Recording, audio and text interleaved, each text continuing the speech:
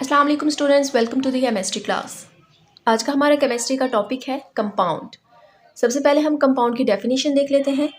Compound की definition है कि compound is a substance. Compound वो सब्सटेंस है मेड अप ऑफ टू और मोर एलिमेंट्स, जो कि दो या दो से ज़्यादा एलिमेंट्स से मिलके बना होता है, केमिकली कंबाइंड टुगेदर, जो एक दूसरे से केमिकली कंबाइन होते हैं, केमिकली जुड़े होते हैं in a fix ratio by mass, और उनका रेशो फिक्स होता है। एक फिक्स रेशो से वो एक दूसरे के साथ केमिकली कंबाइन होते हैं। तो ये थी इसकी डेफिनेशन। इसके बाद हम इसकी एक्सप्लेनेशन के बारे में पढ़ेंगे। इसकी एक्सप्लेनेशन मैंने पॉइंट्स में लिख दी है ताकि समझने में आसानी हो। तो फर्स्ट पॉइंट में आता है, as a result of this combination, ये जो कम्बिनेशन होता है इसके रिजल्ट में element lose their own properties. Element जो होता है वो अपनी प्रॉपर्टीज़ को खो देता है एंड प्रोड्यूस न्यू सब्सटेंस, और नया सब्सटेंस बन जाता है। अब यहाँ पे क्या है कि एक कंपाउंड है वो दो या दो से ज़्यादा एलिमेंट से मिलके बना होता है। अब जो उसमें एलिमेंट्स मौजूद होते हैं उनकी एक ख़ास प्रॉपर्टीज़ होती हैं, लेकिन जब वो एलिमेंट्स एक दूसरे से कंबाइन होते हैं, जब एक दूसरे से जुड़ जाते हैं, तब उनकी प्रॉपर्टीज़ जो होती हैं वो चेंज हो जाती हैं और वो एक नया सब्सटेंस बना देती हैं, और उस नए सब्सटेंस को हम कंपाउंड कहते हैं। That have entirely different properties, और उसकी जो प्रॉपर्टीज़ होती हैं वो दूसरे एलिमेंट से डिफरेंट हो जाती है। मतलब कि अगर उनमें एक कंपाउंड है, हमारे पास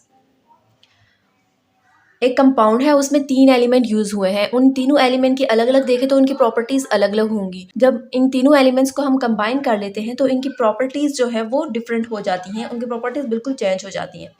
फर्स्ट पॉइंट हमारा था।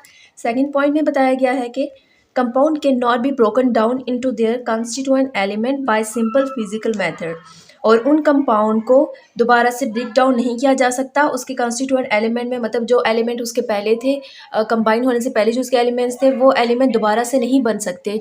उसको अगर हम तोड़ेंगे, ब्रेक डाउन करेंगे उसका, तो वो उन एलिमेंट्स में दोबारा से चेंज नहीं हो सकता। फॉर एग्जाम्पल यहाँ पे बताया गया है, कंपाउंड की एग्जाम्पल हमने देख लिया। Carbon dioxide is form when element of carbon and oxygen combine chemically. Carbon dioxide कब बनता है? व्हेन एलिमेंट ऑफ कार्बन, जब कार्बन का एलिमेंट एंड द ऑक्सीजन, और ऑक्सीजन का, कार्बन का और ऑक्सीजन का एलिमेंट जब कंबाइन होता है chemically in a fix ratio, एक फिक्स रेशो के साथ। और यहाँ पे रेशो उन्होंने बताई है कि रेशो इसकी क्या है, 12 और 32।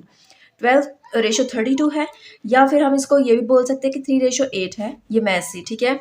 अब यहाँ पे ए फर्स्ट एग्जांपल क्या है, कार्बन डाइऑक्साइड क्या है। ये पूरा हमारे पास एक कंपाउंड है, कार्बन डाइऑक्साइड कंपाउंड है। अब इसमें कितने एलिमेंट यूज हुए हैं? 2 एलिमेंट यूज हुए हैं। कौन कौन से? कार्बन का एक एलिमेंट है, एक एलिमेंट ऑक्सीजन का है।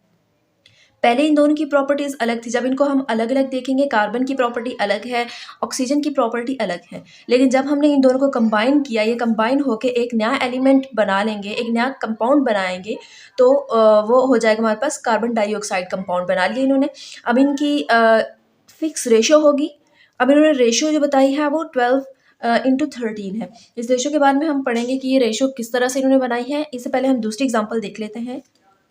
दूसरी एग्जाम्पल है, water is a compound. Water वो कंपाउंड है form by a chemically combination, जो कि केमिकली कम्बिनेशन से बनता है हाइड्रोजन एंड ऑक्सीजन के। हाइड्रोजन और ऑक्सीजन जब मिलके बनता है वाटर का, आप जानते हैं कि वाटर का जो फॉर्मूला होता है वो क्या होता है, H2O। वाटर का फॉर्मूला होता है, हाइड्रोजन होता है उसमें और इसमें ऑक्सीजन होता है।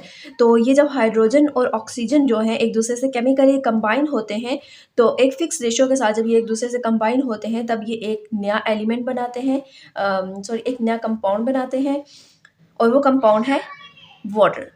ठीक है। अब इनकी रेशो इन्होंने किस तरह से बताई है, यहाँ पे इसकी रेशो के बारे में मैं आपको बता देती हूँ डिटेल से। पहले हम देखेंगे कि इन्होंने कार्बन डाइऑक्साइड की रेशो किस तरह से यहाँ पे फाइंड आउट की है। 12:32 और 3:8 किस तरह से बनी है, तो ये मैं आपको बताती हूँ। हमारे पास कार्बन डाइऑक्साइड है, इन्होंने यहाँ पे बताया कि इसकी रेशो कितनी है।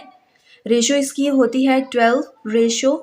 कार्बन एक अलग एलिमेंट है, ऑक्सीजन एक अलग एलिमेंट है। ठीक है, ये दोनों कंबाइन होने के बाद ही कार्बन डाइऑक्साइड बने हैं। तो इनको अलग अलग हम अगर देखें तो कार्बन का जो एटॉमिक नंबर होता है वो होता है 6, लेकिन एटॉमिक नंबर के अलावा एटॉमिक मास भी होता है हर एलिमेंट का। तो कार्बन का एटॉमिक मास क्या होता है, 12। अब दूसरा एलिमेंट यहाँ पे दिया गया ऑक्सीजन। अब ऑक्सीजन का भी एटॉमिक मास, एटॉमिक नंबर देखें तो इसका एटॉमिक नंबर होता है 8, और इसका एटॉमिक मास देखते हैं ऑक्सीजन का एटॉमिक मास कितना होता है 16।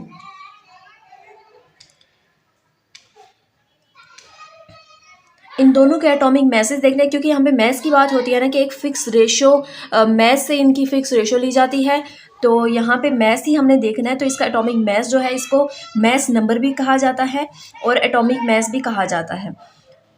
कार्बन का एटॉमिक मैस जो है वो 12 है, ऑक्सीजन का एटॉमिक मैस 16 हो गया। अब हमने इन दोनों की रेशो यहाँ पे इन्होंने कैसे निकाली, हमने इनकी जगह इनकी वैल्यूज़ को डाल देना है, मतलब इनके एटॉमिक नंबर को। कार्बन की जगह हमने डाला 12, कार्बन का 12 है, ऑक्सीजन 16 है, तो इंटू 2 है, तो हमने क्या कर लेना है, ये दोनों आपस में मल्टीप्लाई ही होंगे। इनके जब हम मैसेज को जब हम इनको कंबाइन करेंगे तो ये मल्टीप्लाई ही होंगे। ऑक्सीजन है तो ऑक्सीजन का 16 आ गया, ये 2 लिखा हुआ है तो इंटू 2, ठीक है। अब हमने इसको करना है सॉल्व करना है। सबसे पहले ब्रैकेट को सॉल्व करते हैं, क्योंकि 32 12 मल्टीप्लाई 32 हो गया, 16 2 ज़ा 32। यहाँ तक आ गई समझ। अब इसके बाद इन्होंने क्या किया, यहाँ पे इन्होंने 12 रेशो 32 जैसे बताया था, मल्टीप्लाई मतलब रेशो ही होता है, तो 12 रेशो 32 हम लिख सकते हैं इसको। अब इन्होंने सिंपलेस्ट फॉर्म दूसरा जो हमें बताया था कि या इसकी रेशो होगी 12 रेशो 32 हो सकती है या 3 रेशो 8 हो सकती है, तो इसकी सिंपलेस्ट रेशो हमने अगर देखनी है तो इनको हमने कट ऑफ कर देना है। 2 के टेबल से 2 6 12 होता है, 2 1 2, 2 6 12। अब यहाँ पे अगेन इसको हमने कट ऑफ करना है। जब तक हम यहाँ पे सिंपलेस्ट की रेशो नहीं लाते तब तक हमने इसको कट करते जाना है। फिर से 2 के टेबल से कट होगा, 2 3 ज़ार 6 हो जाएगा यहाँ पे, और 2 8 ज़ार 16 होता है। 3 रेशो है, अभी ये इससे ज़्यादा नहीं कट सकते, तो यहाँ पे हमारे पास रेशो जो सिंपलेस्ट रेशो आ गई वो 3 रेशो 8 आ गई। यहाँ पे इन्होंने कार्बन डाइऑक्साइड की रेशो कुछ इस तरह से निकाली है। नेक्स्ट हमारे पास था एग्जांपल इन्होंने दी थी कार्बन डाइऑक्साइड के अलावा कौन सी एग्जांपल थी हमारे पास, वाटर की। तो इसकी रेशो 1:8 है। ये हम देख लेते हैं इसकी रेशो कैसे निकाली है। जैसे कि हमने पहले बताया था पहले एग्जांपल में कि एटॉमिक मास को देखा जाता है किसी भी एलिमेंट के। तो यहाँ पे 2 एलिमेंट यूज़ हुए हैं, हाइड्रोजन और ऑक्सीजन। 2 एलिमेंट यूज़ होने के बाद ये कंबाइन हुए हैं जो कि एक कंपाउंड बना है जो कि है water molecule. Atomic mass of hydrogen, पहले हमने हाइड्रोजन की देखनी है, तो वो होता है हमारे पास 1। एटॉमिक मास हाइड्रोजन का 1 होता है। ऑक्सीजन का एटॉमिक मास हमने ऊपर भी पढ़ा है। अब हमने इन दोनों के मैसेज को हमने इस फॉर्मूला में ऐड करने हैं। यहाँ पे H2O है, H की जगह हमने लिखना है 1, यहाँ पे 2 लिखा हुआ है तो इंटू 2 कर देना है, मल्टीप्लाई ऑक्सीजन का जो एटॉमिक मास है वो है 16। अब हमने इसको सॉल्व करना है, तो सॉल्व कैसे होगा, 2 1 ज़ार 2, पहले हमने ब्रैकेट सॉल्व करनी है, मल्टीप्लाई 16 हो गया, 2 रेशो 16। अब हमने इसकी सिंपलेस्ट फॉर्म करनी है अगर, तो यहाँ पे हम करते हैं 2 रेशो 16। तो हमने क्योंकि इसका सिंपलेस्ट रेशो निकालना है तो हम क्या करेंगे, कट ऑफ करेंगे, 2 1 ज़ार 2, 2 8 ज़ार 16, तो यहाँ पे हमारे पास आ गया 1:8। तो इसी तरह यहाँ पे बताया गया कि हाइड्रोजन इनकी एक फिक्स रेशो है, हाइड्रोजन और ऑक्सीजन की। हाइड्रोजन की रेशो 1 है, ऑक्सीजन की रेशो 8 है। एक फिक्स रेशो ली है इन दोनों की और इन दोनों को केमिकली कंबाइन किया है और ये एक वाटर मॉलिक्यूल बन गया है। यहाँ तक समझ आ गया आपको। अब हम कंपाउंड की क्लासिफिकेशन के बारे में पढ़ेंगे। पॉइंट जो कि हमारे पास है, compound can be classified in ionic और कोविलेंट। जो कंपाउंड होता है उसको आयनिक में भी और कोविलेंट में भी क्लासिफाइड किया जा सकता है। इसकी 2 क्लासिफिकेशन होते हैं, कौन कौन सी, आयनिक और कोविलेंट। अब सबसे पहले हम इसको आयनिक पढ़ेंगे और उसके बाद हम इसका कोविलेंट पढ़ेंगे कि ये क्या क्या होता है। अब फर्स्ट हमारे पास आयनिक है, 5th पॉइंट में हमने देख लेना है, ionic compound do not exist in independent molecular form. जो आयनिक कंपाउंड होते हैं वो इंडिपेंडेंटली मॉलिक्यूलर फॉर्म में एग्जिस्ट नहीं करते, मॉलिक्यूलर फॉर्म में नहीं होते। दे फॉर्म अ 3 डायमेंशनल क्रिस्टलेटिक, ये 3 डायमेंशनल शेप बनाते हैं जब ये रिएक्ट करते हैं, in which each ion is surrounded by a positively charge ion, oppositely charge ion. अब यहाँ पे क्या होता है कि जो कंपाउंड होते हैं, जैसे 2 कंपाउंड हैं या 3 कंपाउंड हैं, तो इन तीनों में चार्जेस इनके ऑपोजिट होंगे। These oppositely charge ion attract each other. अब क्योंकि ये ऑपोजिट चार्ज हैं तो जैसे कि आपको पता है कि ऑपोजिट चार्जेस जो होते हैं वो एक दूसरे को अट्रैक्ट करते हैं, तो ये ऑपोजिट चार्ज होंगे और ये एक दूसरे को अट्रैक्ट करेंगे strongly. As a result ionic compound have high melting and boiling point. तो इसके रिजल्ट में क्या होता है, क्योंकि इनके चार्जेस हैं, चार्जेस से इन्होंने स्ट्रांगली एक दूसरे को अट्रैक्ट किया हुआ है, एक दूसरे को अपने साथ जोड़े रखा है, तो इसीलिए इनका मेल्टिंग और बॉइलिंग पॉइंट भी हाई होता है। अब हमने देखना है आयनिक कंपाउंड की कुछ एग्जांपल्स जो कि यहाँ पे दी गई हैं। Compounds are represented by the formula unit, जो कि क्या है, NaCl है, KBr, SuSO4, ये एग्जांपल हैं। इनको हम आगे एक्सप्लेन करेंगे। इससे पहले हम नेक्स्ट पॉइंट देख लेते हैं जो कि है कोविलेंट कंपाउंड का।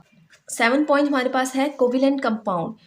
Covalent compound mostly exist in molecular form. जो कोविलेंट कंपाउंड होते हैं वो मोस्टली मॉलिक्यूलर फॉर्म में प्रेजेंट होते हैं। जैसे कि हमने पहले वाले में देखा था कि आयनिक कंपाउंड जो होते हैं वो इंडिपेंडेंट मॉलिक्यूलर फॉर्म में नहीं होते, और ये इसका ऑपोजिट है कि जो कोविलेंट होते हैं वो मॉलिक्यूलर फॉर्म में, ज़्यादातर जो कोविलेंट होते हैं वो मॉलिक्यूलर फॉर्म में ही एग्जिस्ट करते हैं। A molecule is a true representative of covalent compound. ये मॉलिक्यूल जो होते हैं वो covalent compound, true covalent compound से रिप्रेजेंटेटिव होते हैं। And it formula is called, और इसका जो फॉर्मूला होता है उसको हम मॉलिक्यूलर फार्मूला कहते हैं। जैसे कि यहाँ पे फॉर्मूला है H2O, HCl, H2SO4, CH4। ये सब जो है कोविलेंट कंपाउंड में आते हैं। और जो इससे पहले हमने एग्जांपल देखी थी वो थी आयनिक कंपाउंड की। अब हम इनकी एग्जांपल को थोड़ा डिफाइन कर लेते हैं। आपके सामने ये एक पिक्चर शो हो रही है जिसमें दिखाया गया है कि आयनिक कंपाउंड और कोवेलेंट कंपाउंड में क्या डिफरेंस होता है। बस आयनिक कंपाउंड में हम देखें तो एग्जांपल के तौर पे हमारे पास दो एटम आगे, एक को नाम A दे दिया है, एक को B दे दिया है। A जो है वो मेटल है, दूसरा एटम जो है B एटम वो नॉन मेटल है। अब इनमें क्या है, B मेटल में हमारे पास 7 इलेक्ट्रॉन्स हैं, और A इलेक्ट्रॉन में हमारे पास, A एटम में हमारे पास 1 इलेक्ट्रॉन है। जब ये एक दूसरे के साथ कंबाइन होंगे तब ये क्या बनाएंगे, तब ये A जो है अपना इलेक्ट्रॉन B को दे देगा, B को ट्रांसफ़र कर देगा। अब इस पे B पे जो है नेगेटिव चार्ज आ जाएगा और A पे जो है वो पॉजिटिव चार्ज आ जाएगा।